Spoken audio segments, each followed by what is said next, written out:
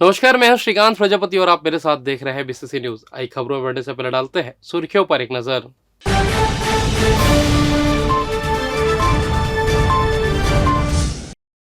हनुमान जन्मोत्सव की धूम, जगह जगह बांटे गए भोग। करोड़ों की वसूली पेंडिंग, बिजली विभाग का निकला दम।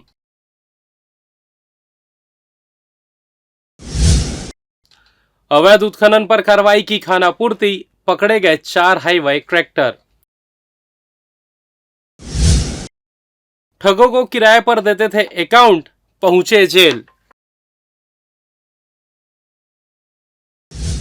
तो ये थी सुर्खियां, अब खबरें विस्तार से। शनिवार को जिले के विभिन्न क्षेत्रों में हनुमान जन्मोत्सव बड़े ही धूमधाम से मनाया गया। सुबह से ही श्रद्धालु हनुमान जी की वंदना और पूजा अर्चना के लिए मंदिरों में पहुंचे। हनुमान जयंती न सिर्फ जिला मुख्यालयों में बल्कि जयंती को लेकर शहर से लगे क्षेत्रों में भी खासा उल्लास दिखा। इसी कड़ी में हनुमान जी की जन्मोत्सव के उपलक्ष्य में सिरगिट्टी महिमानगर में भव्य भंडारे कार्यक्रम का आयोजन किया गया था। संतोष सिंह ठाकुर और उनकी पूरी टीम के द्वारा आयोजित इस कार्यक्रम में बड़ी संख्या में क्षेत्र के लोग शामिल हुए। आपको बता दें, संतोष सिंह ठाकुर उनके पूरे परिवार के द्वारा पिछले 14 वर्षों से हनुमान जन्मोत्सव पर भव्य भंडारे का आयोजन किया जाता है। इस दौरान संतोष सिंह ठाकुर ने जानकारी देते हुए बताया कि शास्त्रों के अनुसार हनुमान जी को 8 सिद्धियां और 9 निधियां प्राप्त है और वह वर्तमान में भी सशरीर धरती पर मौजूद है। यदि सच्चे प्रेम भाव से उनका स्मरण किया जाए तो व्यक्ति के सभी कष्टों का निवारण होता है। इसलिए हनुमान जन्मोत्सव के शुभ अवसर पर न केवल घरों में बल्कि देश भर में बड़ी ही धूमधाम से वीर बजरंगी की पूजा का भव्य आयोजन किया जाता है। वहीं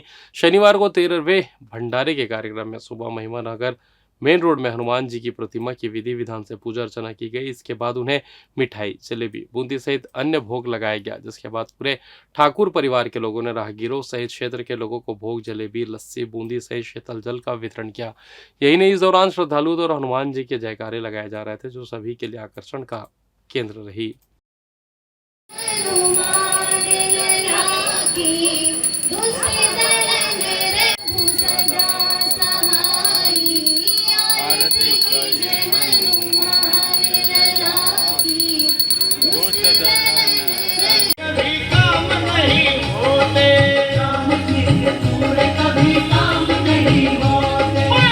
हनुमान जयंती के उपलक्ष्य में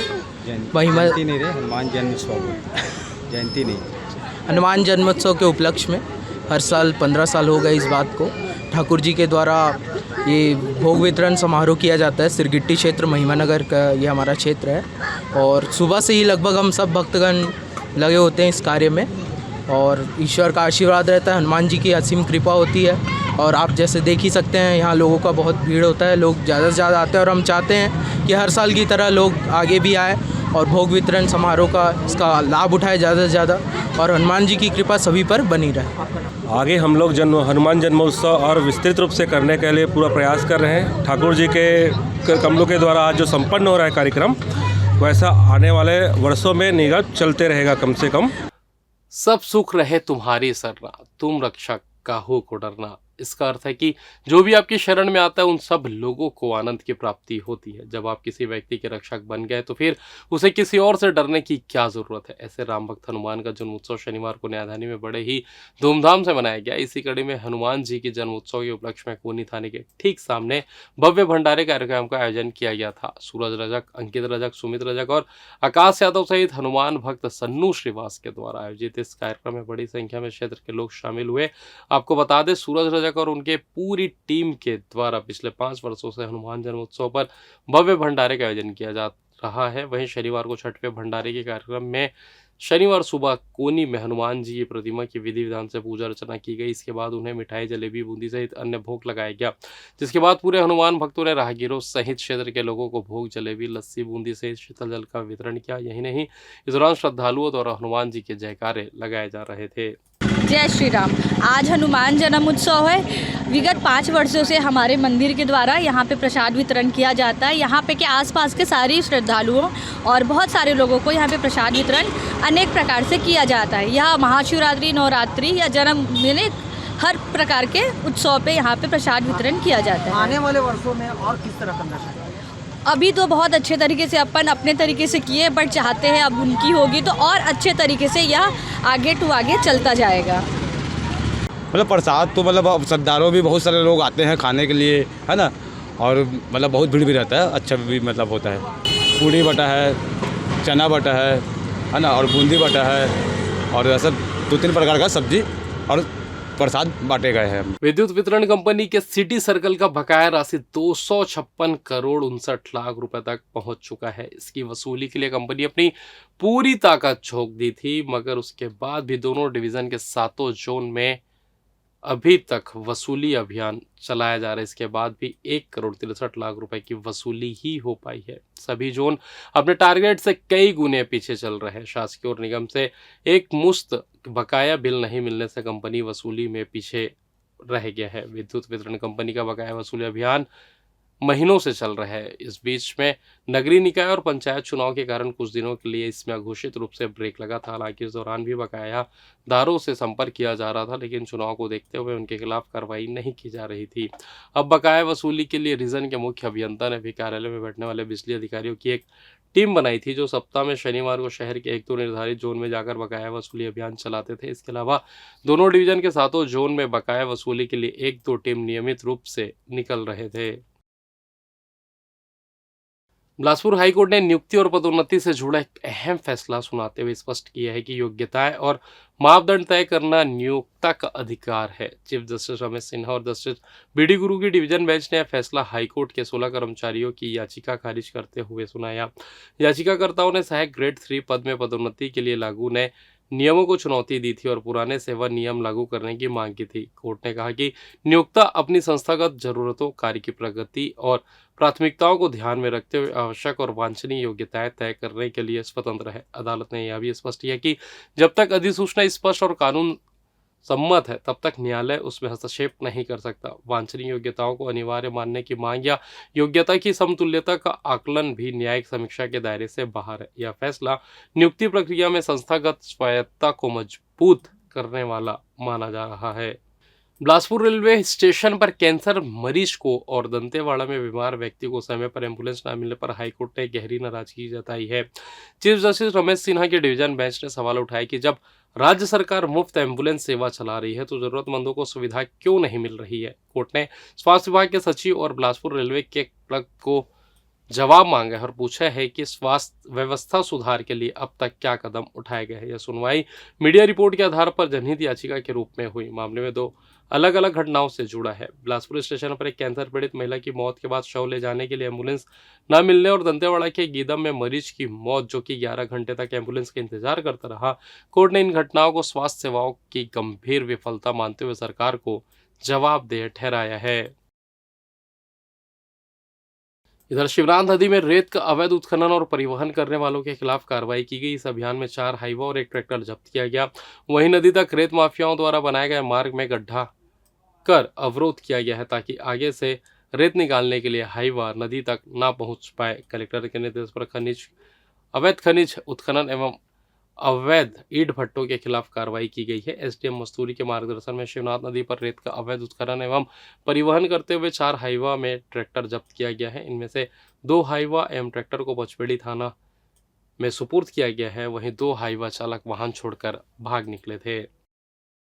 शहर के निगम क्षेत्रों में अवैध निर्माण पर शिकंजा कसने निगम की टीम लगातार मॉनिटरिंग कर रही है, जिससे अवैध निर्माण पर रोक लग सके। आपको बता दें, बिलासा ताल के पास बिना अनुमति के एक कश्यप परिवार के द्वारा अवैध तरीके से सड़क का निर्माण कर नाले को ढक दिया गया था, जिसकी जानकारी लगते ही शनिवार को निगम की टीम बिलासा ताल के पास पहुंची। यहाँ शासकीय भूमि पर बिना अनुमति के बनी सड़क को तोड़ने की कार्रवाई की गई। इस मामले में अतिक्रमण प्रभारी प्रवीण शर्मा ने बताया कि निगम कमिश्नर के आदेश पर निगम की टीम शासकीय भूमि पर बनी सीसी रोड को तोड़ने गई थी। इसी बीच कार्रवाई के दौरान कुछ लोगों द्वारा विवाद किया गया, जिन्हें समझाइश देने के बाद सड़क तोड़ने की कार्रवाई की गई। और फिलहाल यह वक्त तो चला छोटे से ब्रेक का, मिलता है ब्रेक के बाद, कहीं जाइएगा नहीं। माननीय कमिश्नर साहब के आदेश से उधर का जो निगम की जमीन जो रोड बना ली थी आरसीसी रोड, तो उसको हटाने के आदेश दिए थे, तो आज उसको हटाया गया। इसके द्वारा निर्माण किया गया था। निर्माण कोई कश्यप करके उनके द्वारा किया गया था। मैं क्योंकि नाला है, नाले को भी उसने पाट दिया था, बहुत चौड़ा नाला था, इसलिए और सामने बोला कि कार्रवाई करके पूरा क्लियर किया जाए। इस कार्रवाई के दौरान विवाद की बात भी सामने आ रही है। विवाद तो होते ही है, जो भी जहाँ भी कार्रवाई करते हैं वहाँ वो अपने जो रहते हैं, जिनकी ज़मीन है जो बनाते हैं वो लोग विवाद करते ही हैं।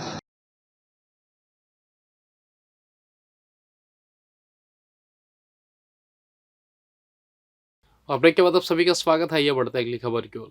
साइबर फ्रॉड और ठगों को खाता उपलब्ध कराने वाले 5 युवकों के खिलाफ साइबर रेंज थाने की टीम ने कार्रवाई की है। सभी संदिग्ध खातों की जांच के बाद आरोपियों को उनके ठिकाने पर दबिश देकर पकड़ा गया। जांच में सामने आया कि उनके खातों से ठगों ने कई बार लेन देन किया है। पुलिस ने सभी को गिरफ्तार कर जेल दाखिल कर दिया है। इस मामले में पुलिस ने अलग अलग थाना क्षेत्र से 5 लोगों को गिरफ्तार किया, जिनमें अखिल खान तालापारा निवासी, नरेश कुमार कोनी निवासी, व्यास नारायण खैरा निवासी, अजय कुमार ध्रुव तोरवा निवासी समेत 5 लोगों को गिरफ्तार किया गया है। सभी साइबर फ्रॉडों को अपना बैंक अकाउंट उपलब्ध कराते थे, वह भी किराए पर। दक्षिण पूर्व मध्य रेलवे के गोंदिया से बल्लार शाह के बीच डबल रेल परियोजना की विस्तृत जानकारी शुक्रवार को रेल मंत्री अश्विनी वैष्णव और महाराष्ट्र के मुख्यमंत्री देवेंद्र फडणवीस ने वीडियो कॉन्फ्रेंसिंग के माध्यम से दी। स्कूल योजना के पूर्ण होने से रेल परिचालन के साथ आर्थिक गतिविधियों को बढ़ाने में मदद मिलेगी। भारतीय रेल परिचालन व्यवस्था को सुगम बनाने के लिए लगातार नए ट्रैक बिछाने के साथ नई रेल लाइन की भी स्वीकृति प्रदान कर रहे हैं, जिससे सभी क्षेत्रों में रेल नेटवर्क को पहुंचने और उन क्षेत्रों के विकास में सहभागी बन सके। इसी कड़ी में शुक्रवार को मुंबई में रेल मंत्री अश्विनी वैष्णव और महाराष्ट्र के मुख्यमंत्री देवेंद्र फडणवीस ने महाराष्ट्र में चल रहे रेल परियोजनाओं के संबंध में जानकारी दी। इस दौरान दक्षिण पूर्व मध्य रेलवे के गोंदिया से बल्लारशाह तक डबलिंग रेल लाइन परियोजना के संबंध में भी जानकारी देते हुए उन्होंने बताया कि कुल 4,819 करोड़ रुपए की लागत से 240 किलोमीटर डबलिंग रेल लाइन का निर्माण किया जा रहा है।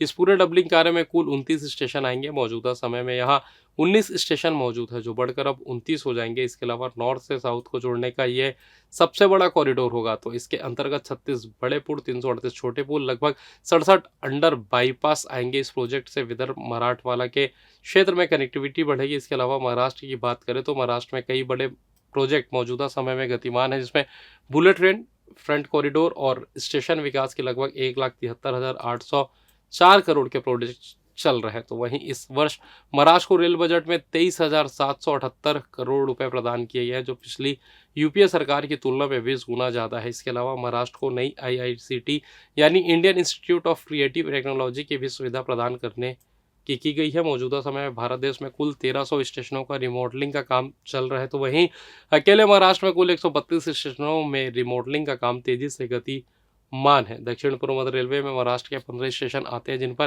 तेजी से काम किया जा रहा है। इसके अलावा नेताजी सुभाष चंद्र बोस स्टेशन से गढ़चिरौली तक एक नई रेल लाइन बिछाई जा रही है, जिससे आने वाले समय में दक्षिण पूर्व मध्य रेलवे में ट्रेनों का परिचालन सामान्य हो जाएगा। ये पूरी परियोजना आगामी 2030 तक पूर्ण हो जाएगी। से कैबिनेट में अप्रूव हुआ था। फिर मनमाड से जलगांव 4 लाइन 2,700 करोड़ रुपए के कॉस्ट पे सेक्शन हुआ था। तो सबल खंडवा थर्ड और फोर्थ लाइन की सेक्शन हुई 3,500 करोड़ से, और अब गोंदिया बल्लारशाह डबलिंग 4,800 करोड़ से। ओवरऑल महाराष्ट्र से जुड़े हुए प्रोजेक्ट्स, जिसमें मैं बुलेट ट्रेन और फ्रेट कॉरिडोर दोनों को जोड़ रहा हूँ। बुलेट ट्रेन, फ्रेट कॉरिडोर और स्टेशंस का रिडेवलपमेंट सब मिला के महाराष्ट्र में रेलवे का इन्वेस्टमेंट अब 1,73,000 करोड़ रुपीस हो गया। 1,70,000। बिलासपुर SCCL के सेवानिवृत्त अधिकारी और बंगाल के प्रतिष्ठित कवि एवं लेखक शुभांकति कर साहित्य जगत में एक चर्चित नाम बन चुके हैं। उनकी लेखनी न केवल देश में बल्कि विदेशों में भी सराही जा रही है। वे कविता और लेखन को एक सशक्त माध्यम मानते हैं, जिसके जरिए वे सामाजिक और आर्थिक मुद्दों पर जनता को जागरूक करने का प्रयास करते हैं। शुक्रवार को बिलासपुर प्रेस क्लब में पत्रकारों से चर्चा करते हुए उन्होंने कहा कि उनकी कविताओं का मूल उद्देश्य समाज में व्याप्त राजनीतिक, सामाजिक और आर्थिक विसंगतियों को उजागर करना है। वे अपनी रचनाओं के माध्यम से सरकारों की गलत नीतियों पर सवाल उठाते और जनता को सोचने पर मजबूर करते हैं। उनकी कविताएं बंगाली, हिंदी और अंग्रेजी तीनों भाषाओं में लिखी जाती है, जिससे उनका साहित्य एक व्यापक पाठक वर्ग तक पहुंचता है। उन्होंने बताया कि अब तक कोलकाता के प्रसिद्ध डेज पब्लिशर ने उनकी 10 पुस्तकें प्रकाशित हो चुकी है, जिनमें विभिन्न विषयों को प्रभावशाली ढंग से प्रस्तुत किया गया है। उनकी किताबें साहित्य प्रेमियों के साथ साथ सामाजिक कार्यकर्ता और राजनीतिक चिंतकों के लिए भी प्रेरणा स्रोत बन चुकी है। पत्रकारों से बातचीत के दौरान उन्होंने कहा कि वे कविता को केवल भावनाओं की अभिव्यक्ति नहीं मानते बल्कि इसे समाज के आईने के रूप में देखते हैं। उन्होंने विशेष रूप से अनुच्छेद 370 हटाने के निर्णय की सराहना की और प्रधानमंत्री नरेंद्र मोदी के इस कदम को देश को एक सूत्र में बंधने वाला बताया। उन्होंने कहा 370 के हटने के बाद ही हम कह सकते हैं कि कश्मीर से कन्याकुमारी तक भारत एक है। शुभ कांति कर का यह दृष्टिकोण यह दर्शाता है कि वे न केवल एक कवि है बल्कि एक सजग नागरिक भी है जो समय के साथ देश की नीतियों और उनके सामाजिक प्रभाव पर अपनी पैनी नज़र बनाए रखते हैं। उनके अनुसार साहित्य केवल मनोरंजन का साधन नहीं बल्कि समाज को दिशा देने वाला माध्यम होना चाहिए। ये जानकारी देना चाहता हूँ, ये वैषम्य हम नहीं चाहते, भेदभाव नहीं चाहता है। जो सामाजिक आर्थिक भेदभाव चल रहा है अभी भी, स्वाधीनता के इतना साल बादों में भी ये भेदभाव होना नहीं चाहिए। आदमी से आदमी जो भेदभाव है वो भी होना नहीं चाहिए। हम लोग भारतवासी है, एक है सब, और हम अपने को आनंद में रखेंगे कैसे ना, दूसरों जब आनंद में रखेंगे तभी हम आनंद में रहेंगे। दूसरा का घर ठीक रहेगा तब मेरा घर ठीक रहेगा। ये मेरा उद्देश्य है, इसीलिए हम इतना सब लिखते हैं। कोई किसी का मन में लग जाए तो उसमें हमारा काम में आ जाएगा। कैसे खत्म होगा ये भेदभाव? वो जो बोला, हम जो लिखते हैं, लिखा पढ़ने के बाद किसी का मन में लग जाएगा जय दादा सही लिखा है तो अंतर से चेंज हो जाएगा। अंतर से चेंज होगा तो वो भी कोशिश करेगा दूसरों को इंस्पायर करने के लिए। युवती के साथ शादी का झांसा देकर शारीरिक संबंध बनाने वाले आरोपी को पुलिस ने गिरफ्तार कर लिया है। दरअसल सीपत के रहने वाले धर्मगिरी गोस्वामी विगत 6-7 सालों से युवती के साथ शादी का झांसा देकर लगातार शारीरिक संबंध बना रहे। इस बीच वह शादी करने से इनकार कर दिया। इस मामले के बाद इसकी रिपोर्ट युवती ने थाने में दर्ज कराई, जहां सीपत पुलिस ने युवक को गिरफ्तार कर जेल दाखिल कर दिया है। छत्तीसगढ़ में इन दिनों मौसम का मिजाज बदला हुआ है। दिन भर तेज धूप और गर्मी से लोग परेशान हैं। वहीं शाम के समय हवाओं के साथ गरज चमक और हल्की बारिश हो रही है। शनिवार को भी प्रदेश में तेज हवाओं के साथ गरज चमक और हल्की मध्यम बारिश के आसार हैं। दरअसल चक्रवाती परिसंचरण के प्रभाव से मौसम में बदलाव हुआ है। मौसम विभाग के अनुसार छत्तीसगढ़ में अगले 7 दिनों तक 1-2 जगहों पर गरज चमक के साथ तेज हवा और हल्की बारिश की संभावना है। वहीं 14 अप्रैल से मेघ गर्जन की गतिविधियों में बढ़ोतरी होने की संभावना है। और फिलहाल इस बुलेटिन में बस इतना ही। मुझे दीजिए इजाज़त, फिर होगी आपसे मुलाकात। तब तक देखते रहिए बीसीसी न्यूज़। नमस्कार।